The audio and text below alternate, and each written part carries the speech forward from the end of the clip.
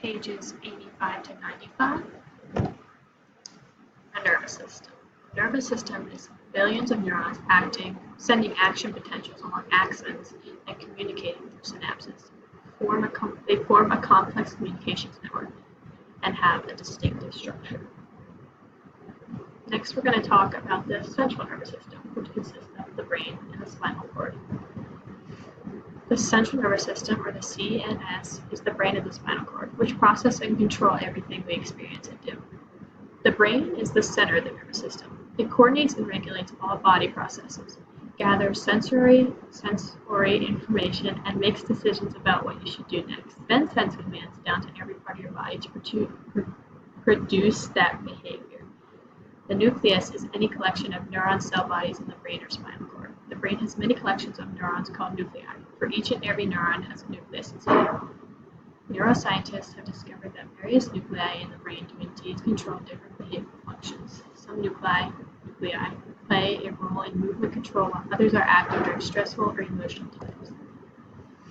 The spinal cord is a cylindrical bundle of neurons and axons connected to the base of the brain.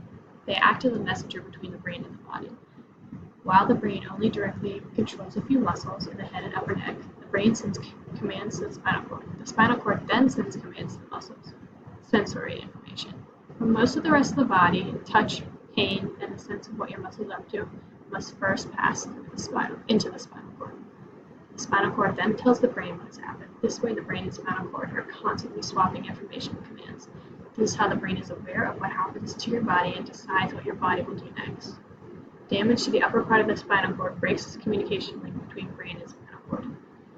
Superman actor was thrown from his horse and broke his neck, injuring the spinal cord and paralyzing his body below his neck. More about the brain and the brainstem. The living brain is a light gray organ tinged with pink because of an extensive network of blood vessels running through it. It doesn't exactly look like brains in the movies. The brainstem is a stalk-like core of the brain that controls vital functions and transfers information between the cerebellum, the cerebellum, and the spinal cord. Parts of the brainstem. The thalamus, the brain region at the top of the brainstem that trades information with the cerebellum. Almost all sensory information from our body, including our eyes and ears, is first sent to the thalamus. Axons then carry info back and forth to the cerebellum.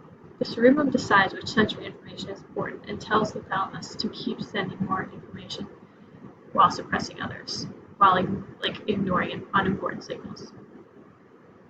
The hypothalamus is a part of the brainstem beneath the thalamus that regulates many physiological processes, including hunger, thirst, and temp. It's tiny but vitally important to basic functions like thirst, hunger, body temperature, and sexual drive. It also controls the nearby pituitary gland, which regulates almost all hormones. The region of the brainstem beneath the hypothalamus is more or less tubular in shape and can be divided into three parts: the midbrain, pons, and the medulla. The brainstem controls many vital functions like breathing, heart rate, blood pressure, and workings of the digestive system. The cerebellum is located on the top of the brainstem but tucked underneath at the back of the cerebellum, which looks like a separate little brain. Its name means little brain, and it controls balance and coordinates movements of the body. The cerebellum and the rest of the brain are extensively joined together and connected. Damage to the cerebellum means difficulty moving. It's also involved in types of learning and sensory processing, implicated in three diverse disorders: autism, dyslexia, and ADD. The cerebrum is the largest, most complicated part of the brain, sitting on top of the rest of the nervous system. It controls higher mental functions and complex behaviors. It's responsible for complicated mental processes, analysis of sensory information, decision-making, and language. The cerebral hemispheres are the left and right halves of the brain. The cerebral cortex is the outer covering of the cerebral hemispheres that consists largely of nerve cell bodies and their branches. The cerebral surface is divided into lobes. The cerebral is wrinkled like a walnut, with lots of hills and valleys. Anatomists noticed the prominent valleys or fissures divide each of the two cerebral hemispheres into four lobes.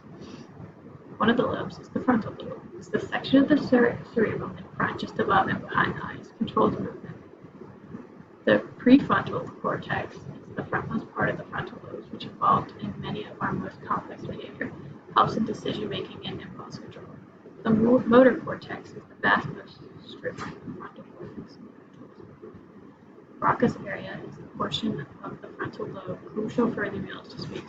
Damage can cause a person to be unable to speak, found in the left hemisphere. Damage to the same region to the right rarely affects language. The parietal lobes.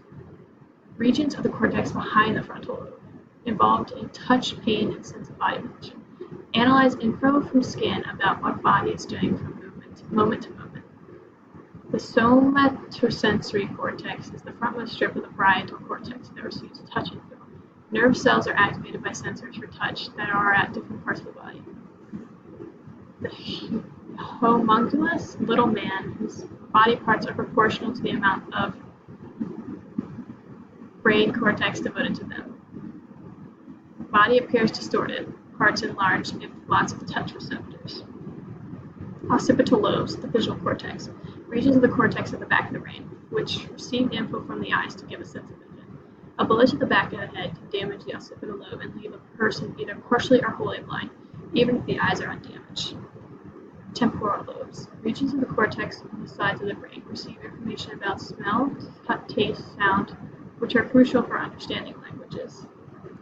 The sensory cortex, several different regions of the cortex devoted to analyzing sensory information. Visual cortex is the occipital lobe, auditory cortex, temporal lobe, and the somatosensory cortex is the parietal lobe. The corpus callosum is the main band of axons communicating between two cerebral hemispheres. The basal ganglia is a collection of interconnecting nuclei under the cerebral cortex that help control movement in the body. Parkinson's disease causes hand or head tremors due to the loss of neurons in one part of the basal ganglia. The limbic system is memory, emotions, and sensory processing. It's a collection of brain nuclei under the cerebral cortex that play a key role in learning, emotions, and sensory processing. The hippocampus is shaped like a seahorse, part of the limbic system, and is crucial in the formation of permanent memories. The amygdala is shaped like an almond, a group of nuclei, one in each temporal lobe, key to producing and recognizing fear. The thalamus is also part of the limbic system, trades info with the cerebral, swapping info with the cortex. Each side of the brain controls opposite side of the body. The common ancestor of all vertebrates already had a central nervous system with brain and spinal cord. Vertebrates share another aspect of the brain. The left side of the brain controls the right side of the body and vice versa. A stroke is a loss of blood supply to a part of the brain that causes the cells there to die. If someone suffers a stroke on the right side of the brain, they lose control of the left side. The spinal cord commands the same side. Whenever info travels from the spinal cord to the brain, it crosses the body's midline. The left side receives info from to the right side, which means each hemisphere of the brain receives and sends all sensory info, vision, hearing, and touch from the opposite side of the body. Hemispheric specialization, the tendency for one side of the brain or other to record certain complex tasks, or left or right brain specialization. Split brain patients, people who have had their corpus callosum cut out to control seizures.